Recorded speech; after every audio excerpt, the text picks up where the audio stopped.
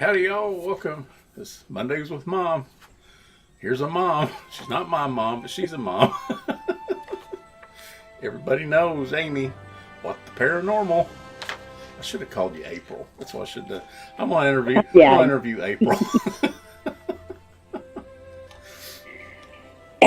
I'll answer to either. Answer to either. Or Twinkie. I'm interviewing a Twinkie today. Just one out of a pair. I'm gonna get the other Twinkie eventually. So anyhow, let's start off. I'm not going to ask when, because that's it's inappropriate unless you want to ask. But where were you born? I was born in Dallas, Texas. Dallas, Texas. Mm-hmm. What do they call that? I can't remember the name for Dallas. I was thinking Big Easy, but that's Louisiana. The Big D. The Big D, yeah, the Big D. Yeah. So you were born. Were you born and raised there, or were you? I was born in Dallas. I was raised in Irving. In Irving. How far away is that from Dallas? Is that like a suburb? It's right there. Okay. It's like a suburb. Oh, yeah. Cool. So, what was growing up in Dallas like? Then it was small. It wasn't as big as it is now. Right. I was actually I guess what I call a bowling alley baby. A bowling alley baby. My family all worked in the bowling alleys. They owned one at one time, wow. And then they'd work the cafes and lounges and all that. So my mom brought me home from the hospital and took me to the bowling alley and set me on a cool bench out there, and she went back to work. So we were basically always at the bowling alley. We really didn't get out much. My mom was very protective. Oh, that's cool. She didn't let us go venture very much while we were there. But I loved it, but it was way smaller then than it is now. That's one thing I noticed, and this is probably it's more like 20 years ago when I was trucking out that area. I remember that Dallas and Fort Worth, it was growing to the point where basically it was just one big ginormous city. It used to be, when I first started driving a truck, there was a little bit of a space between the two cities, but not anymore. I'd say it's even worse now. Yeah, it is. I don't even like going back to visit. In fact, I notice a lot of places they have Dallas/Fort Worth because it's just one great big giant city. Of course, that's Texas. Everything's bigger in Texas. It is. So did you move around a lot, or did you pretty much grow up in the same place? We basically stayed in the same, we lived in apartments. And I know there was about 2 or 3 different apartments we lived in. But I remember very well that every single one of my aunts, my uncles, my cousins, all of us, we all ended up living in the same apartment complexes every time we moved. Oh, wow. Like, when one would move, the rest would follow. Right. So you would have a grandma over here, an aunt over here, and then so we always had somebody to play with, cool. Or, but yeah, I don't ever remember our family not being there. Wow, that is awesome. So you just kind of moved around in the Dallas area? Yeah, in that area. Oh, it's interesting. Yeah, that's cool. What was going to school like back then? I remember a little bit of, I think I blocked a lot of that out. Yeah, ooh. The school was not very good there. Yeah. I did have some friends there, but there was a lot of, and bullying was really bad back then, even, you know.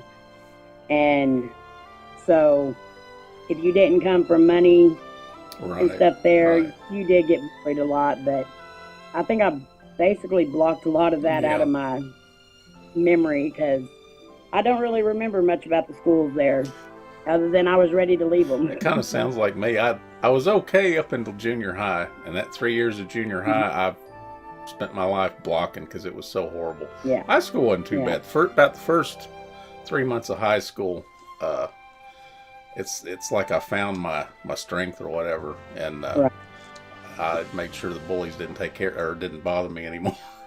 Of course, after I did what I did, they thought I was the crazy kid. I was a crazy kid. Stay away from the crazy kid. That's the way. That's what you have to do. Make them think you're crazy, and then they. But okay, well, other than school, I mean, what do y'all do for, like on the weekends for fun, or where did you go on vacation? We always, I remember going to the Uh-huh. lakes. We were always at the lake. My dad loved cooking out. They loved going skiing Oh, and, cool. water skiing and I was all getting that. ready to So I say, what remember kind of being at skiing? the lake a lot, Right. fishing a lot. Was there a Um, particular lake you used to go to all the time, or we used to go to Joe Pool Lake, Joe Pool Lake? there in Dallas. Yeah. And I believe we even went to, Ray Roberts a couple of times. Uh-huh. Um, but those were bigger trips. Those weren't just the weekend, Right. go out. But 90% of the time on the weekends we were either at the bowling alley or at the lake. So was it like camping? You'd camp out, or just go to the lake to fish, or No, we never camped. right? My mom was not a camper. So you Um, just go for the we day would and go for the fish. day Oh, and okay, then cool.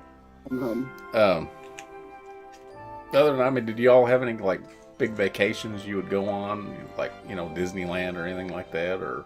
We went to one year. We went to San Antonio, Uh-huh. uh, which is only like 6 hours from Dallas, but that was like our Your big adventure. big thing. Then we went to SeaWorld, Right. and I think I was about 10 when that Uh-huh. happened, and we just thought that was the biggest thing cool. ever. Because my mom and dad worked all the Right. time. They were So they worked hard and they constantly played working. hard. And I'd Yeah. say when you And when so- you got old enough, you all pitched in. You were like the free labor at the bowling alley.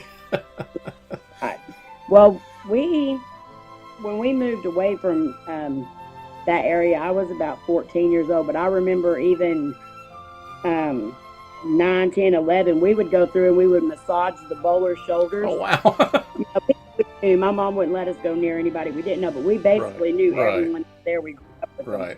And so we would go rub their shoulders for quarters to go play the Pac-Man Pac-Man, machine, yeah. and stuff like that. So we got really good at that. We'd go and put the balls away for Right. them, and they would give us, some Put the change bowling and shoes stuff. up So, and all yeah. the stuff. Well, that is really cool. Mhm. Just learned something. I didn't know that about you. Has any of your family or you served in the military?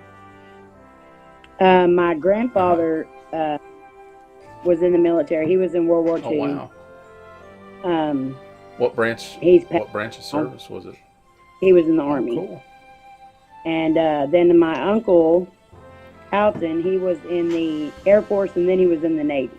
Wow! And I've never heard anybody so switching. he did both. He Wow. started Air Force, and then he transferred over into the Navy. So That is cool. and he did that for 30 plus I wonder how years. you do that.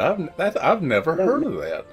I don't know. He did his basics in one, and then transferred over. So Well, I don't know yeah. how he did it. I just know he did Huh. it, and he finished out in the Navy. So That is cool. Okay, here's the next one. What what kind of cars did you like? What kind of car did you learn to drive in, or what were your favorite cars? I was always scared of cars, but Yeah. when I didn't get my first car till I was married. Oh wow. And actually, it wasn't even my car; it was my husband's car. But I took it over. You took it over. He did, yeah, Sounds like Carla. He had She's basically taking my car over. yes, I did. And he knew not to try to get it back. Right. But You know better. he had rebuilt a '72 Buick Skylark, 72. Oh, cool. and as soon as I seen it finished, Uh-huh. I thought that's mine. Uh-oh. And so that car I learned how to drive on, and I loved that thing. It was loud. Yeah. It had a lot of power that I did not need. I did Right. not need that much power. I like Buick Um, Skylarks. They're a pretty car. Yeah, and I love pulling up to a gas station or Yeah. whatever, revving the motor up and getting out, and the guy seeing that there's a female driving it. Like, hey. I love that, but I It's love the cool that car chick. so much. I still wish I had it to this day, but Yeah, Lordy. Is there any other favorite cars that come to mind? Or is that just your basic favorite? that was my basic. I love older muscle Oh, yeah. cars. Classic cars are cool. Classic. I always said if I was rich, I'd probably my garage would be larger than my house. Yeah, I want a '69 Impala. 69? I want a 63 Impala, a 4-door, red. Yeah. That's my dream. That's my first dream car. I don't know why. Because, I mean, it was the year I was born, but there's just something about the Impala. I think it was a Super Sport. It's 4-door, great big, clunky, big old boat car, but just so beautiful. They are. So, speaking of growing up and you know, cars and stuff like that, you remember any gadgets or favorite toys that you used to play with? We didn't really do, like, I just don't ever remember hardly being home. Right. We were always bowling alley and stuff, but our favorite thing to do was play Pac-Man. That was like our absolute favorite thing to do. That's so funny because instead of Pac-Man, it was Pong for me. My mom was on a bowling league, and they'd be bowling, and I'd be going around begging for quarters to play Pong. Yeah.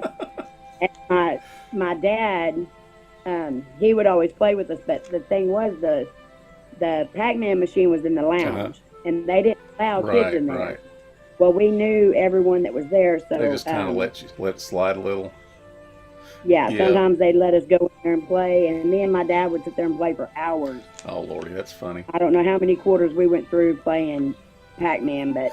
That reminds me, my parents, they used to have a bluegrass group, and I was probably 9 or 10. They played up in a place called Park City, Utah. It was a ski resort town.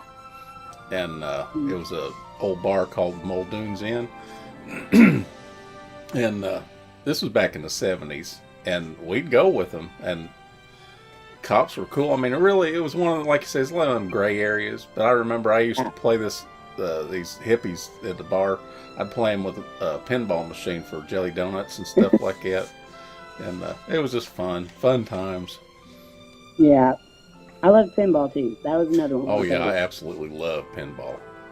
But it's just cool to have those kind of memories. You know, like you say, you and your dad playing Pac-Man. It's just that was one of my favorite memories of me and my dad is just sitting there playing for hours. Yeah, it's so cool. He always beat me. Always beat you. He never let me win. He always beat me, but I got really good at that after a while. Yeah, I like Pac-Man. Now I probably couldn't play if I had to, but yeah, you're like me. You'd be a little rusty at first, but it'd come back to you. Yeah. My favorite game was Galaga. Back in the arcade days. Galaga and Asteroids. I thought I was going to have a heart attack one time. I can't remember I had this enormous score. I was freaking out so bad that this friend of mine says, "Dude, calm down, calm down." I'm like, "Oh, it's going to get me. All over a stupid game." I know all them games, you can put your initials at the end. You towards the end. I think every single one of those games had me and my brother's initials all the way on it because we were always there playing. That was the cool thing with my name is I just put Don. So everybody knew Don. Who's this Don? Oh, it's him. What was your first job? I guess the bowling alley would have been your first job, wouldn't it? Well, I did volunteer a lot. I say volunteer, right. But a lot of that. But my actual first job was a sacker at Beltline grocery store there in Irving. Was it like a local store? I was 14, and back then, I guess they really didn't go by your age or whatever very much because I was 14 years old, and they hired me, and I worked there for, I believe it was almost all the summer. Wow. And then once school started back, they wouldn't let me work no more because of hours and stuff. But yeah, it kind of stinks. I know they let students work. Like here, we got a Kroger store. They'll let them work, but it's restricted hours. They only let them work like 2 or 3 hours a day. Yeah. And then they can work full time during the summer, but when school starts, they restrict them. In fact, a lot of kids, and I can understand because you want to concentrate on your schoolwork. You don't want to really, have to work. Yeah. And we moved away, I believe, that very next year, so I didn't get to go back there, but I really did. Well, that's cool. It was a good first job. So what kind of jobs have you had over the years? I started out in nursing. I wanted to be an RN. Right. I was kind of working my way that way. And I was working at the hospitals as a CNA and all that. I did that for several years, and then I did private care. Yeah, my sister was a candy for striper. People. I don't even know if they have candy stripers anymore. I don't. I think they do, but I think they're called something completely different. Usually senior citizens that do it now. So, but I ended up getting really sick and ended up being off work for a couple of years and having so many surgeries. Oh no! So that kind of fell behind, and I still stay in the, with the senior citizens and all that because I love working with them. Right. So, and I've thought about going back and trying to finish up school and stuff, but I feel like I'm so swamped right now that. So what are all these surgeries that you had? What happened? What was going on? If you don't want to talk about it, it's okay. Do what? The surgeries and stuff you had. What was that? What was going on? Well, a lot of it was because they didn't actually know what I had. I ended up having 2 rare blood disorders that, and I couldn't pronounce them for you if I had to. But the way my testings and stuff were showing up, they were thinking that it was something else that was wrong with me until it wasn't. Right. It ended up being the blood disorders causing the whole thing. Oh, wow. So a lot of the surgeries that I had were unneeded. But I did have cervical cancer when I was 20, and so I had part of my cervix removed and had a lot of the tissue and all that removed from there. Right. Let's just say anything they take out now, they have to put something back. Okay. Because if they take it out, I'm not going to survive without it. Wow. So I ended up in 1 year, I ended up having 13 surgeries back to back. Oh my God. And I remember a couple of them, I had a back surgery that they did. Right. And my appendix ruptured like 2 weeks later. And so I was like... Back and forth. So in other words, I didn't even know which way to lay because everything hurt. So in other words, you basically were on a first name basis with everybody at the hospital. Yes. Yes. Lord. And I remember one time going in and the nurse saying, "Oh, you're walking good. Your back must be better." And I said, "I just had surgery yesterday. Yeah. I'm up walking from that." Lord have mercy. And she's like, "What did you have surgery on now?" And I said, "My appendix." And she just shook her head like, Lord have mercy. Can't believe you're still here. So what is it you do now? Are you retired or are you just volunteering or? Right now I'm working. I know you work at the senior center. Full time at a senior center. We make Meals on Wheels. Oh, cool. For the senior citizens that can't get out of their homes or they can't cook for themselves and stuff. We deliver meals to their home. So I'm a cook there, but I'm also partial dietitian and everything. I create the menus and do all the state stuff. So I do all that. But then me and my mom and my brother, which we all work there together, and then me, my mom, and my brother also have a catering company that we do. So. I know some of the videos you do the lives on Facebook where are you like the event organizer where you get the get-togethers? Mm-hmm. That is so cool. I wear several hats at the senior center. I kind of do it all up there. So any of the events we do, I'm there. Right. You're the go-to. Any of the dinners we do, I'm there. So yeah, you're the go-to gal. Yeah. Let's see. I don't know if you want to get into it about religion. Are you extremely religious or now or? I'm Baptist. Right. A fellow Baptist. Do not, yeah. I do. I don't go to church regularly like I should, but I do. I do believe. Right.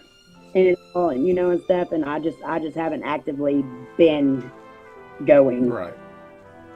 No, there's nothing wrong with that because with me, it's just I'm extremely religious, but as far as the organized religious part, the churches, it's too cliquey for me. I just can't. Mm-hmm. That's the way I am Right. too. I believe you can be in your own home and still pray and Oh yeah, everything else. definitely. So. Yeah, you can be anywhere to pray. Mm-hmm. So, what from the past do you think is better than now, and what would you think now is better than it was back in the past?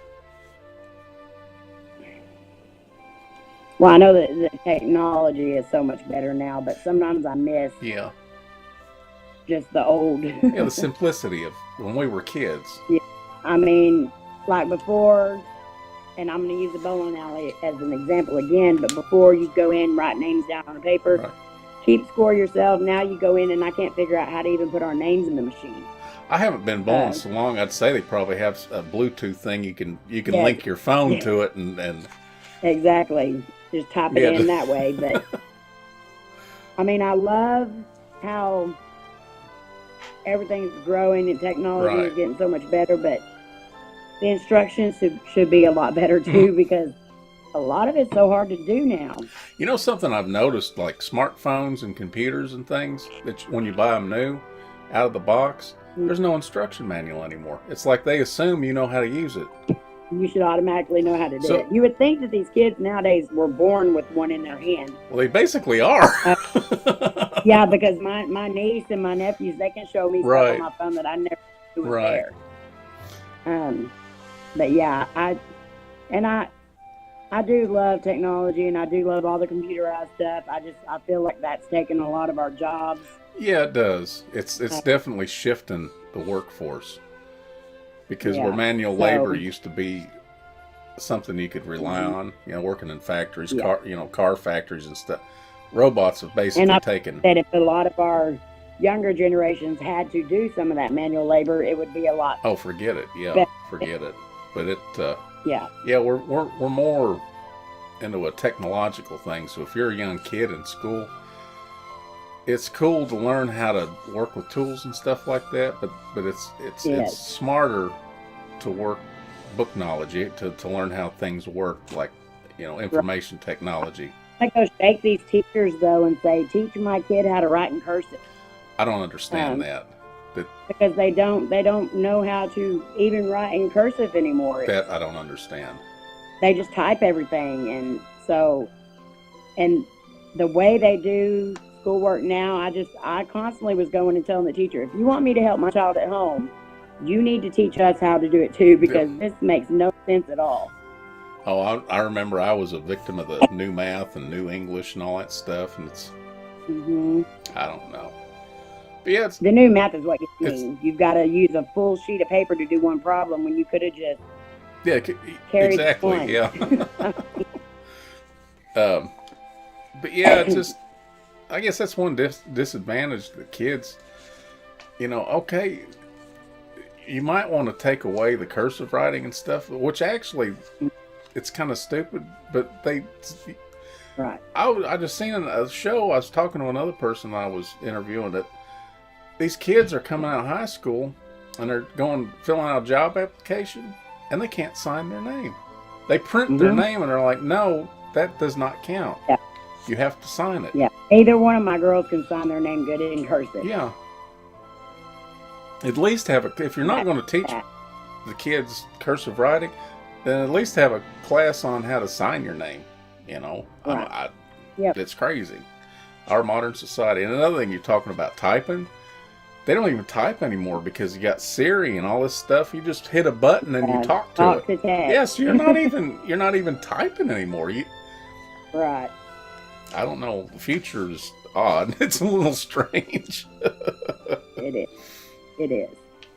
So, do you have any favorite heirlooms or anything like that from your family's past? Any favorite heirlooms? Yeah, heirlooms or. I have a couple of owls that belonged to my grandfather. He loved owls. And I have a 10 Commandments plaque. Oh, cool.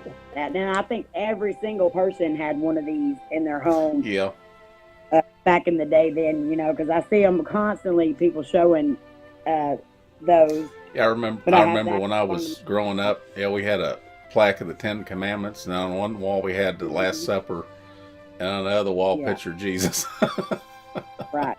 I think every house has And that picture of Jesus creeped me out because it was one of those paintings where its eyes would follow you. Wherever you were at in the room, it was looking at you. It was like, okay, Lord, I promise I won't do that again. Please don't tell Mama.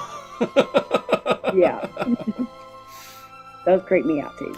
Yeah, it's crazy. Anyhow, we're getting ready to wrap this up. Let's talk about bucket list stuff. You got anything that you've done that's cool, or anything you would like to do? I have a lot I want to do. Right, I do too, Lord. I think right now the only thing that I have, I went to Colorado. That was on my bucket list. I wanted to stay in the mountains, and I did. And I wanted to go to the Stanley Hotel, which I did that. That was cool. So I've got things on my list of thousands. Oh, yeah, yeah. So, but I plan on changing that. I'd like to at least go to one place that I've always wanted to go every year. Right. And I want to get on a plane. That's on my bucket list. That's one thing never flown? I'm working towards. It's going to be hard. You've never flown? No. I've flown when I was 2 years old, but I didn't have a choice. Right. Now it puts the fear in me just thinking about getting on a plane. I have a lot of phobias. Right. But the plane one is probably one of my biggest, but I really want to try to conquer that. Lanny wants to fly so bad. Oh, Lordy. And well, the best thing, I don't know if I wouldn't let her go by herself, so I would have to go. One thing I don't want to freak you out is if anybody's told you, so go schedule at a private airport a ride in a Piper Cub or something like that. Don't do that because they'll scare the crap out of you. Just fly commercial. Don't, because little planes. Yeah, I want to attach a parachute. The parachute. Yeah, little planes like Piper Cubs and Cessnas. They're fun. I'll tell you right now, at least a little puff of wind and you're here and you're there, and it's like, whoa. No. I would not be able to do that. No. At least not till you get used to it. I have a lot I want to do. And now that both my girls are grown, we'll be able to have, more time to be able to go do some of it. Oh, yeah, definitely. But is there anything else you want to leave us with? We're going to get ready to wrap this up. This has been awesome. I hope I didn't bore y'all. Oh, Lord, no. You well, let's touch on your YouTube thing. When did you start YouTube?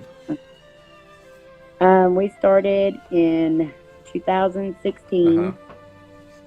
Or no, 2017. Yeah, 2017 in June of 2017. You had to start feeding the kittens right now. Yeah. Yeah, I think we can, honey. Is that Carla? Yeah, it's Carla. She's goofing with the Hi, Carla. cats. She said howdy. Oh, Lordy. Can you hear the babies? So about 2017 you started? Yeah, and I don't see us stopping anytime soon. No. I mean, we have met such an amazing group of people here. Oh, for sure. It's awesome. Even if I didn't make another video ever, I still don't think I'd ever leave because just the people, the community, Right. It's amazing. It really is. I mean, you got the problems with the trolls and stuff like that, but Right. they're easily handled. You just block them. Right. And naturally, they're going to complain, oh, you blocked me, I can't say anything. Yeah, I blocked you, and I'll keep blocking you, you idiot. Come in, be nice, and you won't get blocked. It's just that easy. Exactly. Trolls are... Some are funny. Yeah, I got to admit, there's some that are funny. There's some that are clever. Yeah, clever. Yeah, clever. But some need to do their homework. But yeah, some are just, I wouldn't even call them trolls. Yeah, if I was a troll, I'd be mad. I'd be like, don't call them a troll. I'm a troll. They're just a jerk. Yeah. So I don't know. Exactly. Well, anyhow, I appreciate this time, and we got to know you just a little bit better. Me. Lord, listen to that. Yeah, they're going crazy. It's feeding time. But yeah, I appreciate this, and hopefully I'm gonna get Twinkie number 2 on here real soon. Ask her why they call her You me Twinkie. too. Yeah, why they call y'all Twinkie? Because we are so much alike. So much alike. We actually don't remember when people started calling us Twinkies. But every day we find out so much more. Right. And we're exactly alike. We are to the T exact. And Yeah, I can tell you all are like 2 lost sisters that found each other. Yeah, it is. Kindred I feel spirits. Like That's we were what. separated at birth. Yeah, that's what they call it, as kindred spirits. You all Mm-hmm. probably knew each other in a past Everybody life. Or, has one. Glad I found mine. yeah. So. Oh, that's awesome. Anyhow, we're going to get off of here, and appreciate everybody hanging out and watching this. Got to know Amy just a little bit better. I'm sorry, April. Oh, wait a minute, Amy. Anyhow, God bless everybody. Take care, and we'll see y'all next Monday. Bye. Bye.